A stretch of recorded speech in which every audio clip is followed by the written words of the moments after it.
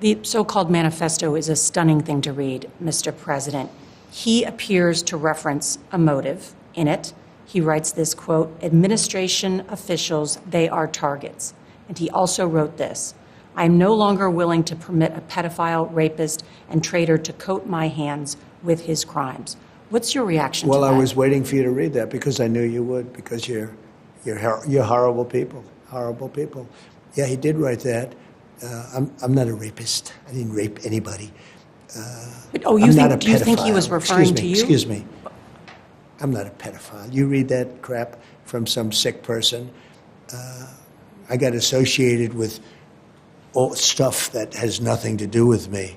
I was totally exonerated. Your friends on the other side of the plate are the ones that were involved with, let's say, Epstein or other things.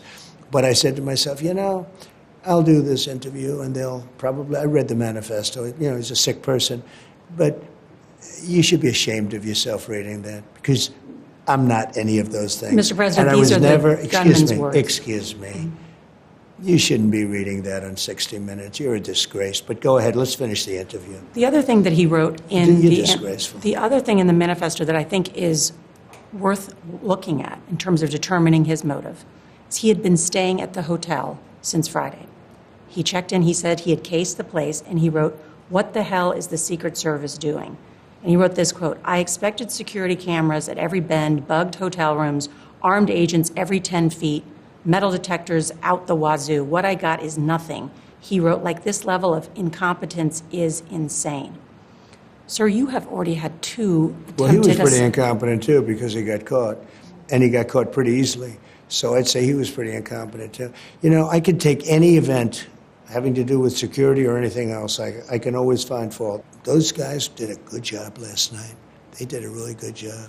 I mention that because, again, as his motive, and you brought this up, he had social media accounts that had anti-Trump and anti-Christian rhetoric. You should read. Why don't you read all the anti-Trump? Why don't you read it? You just did, so why don't you read it?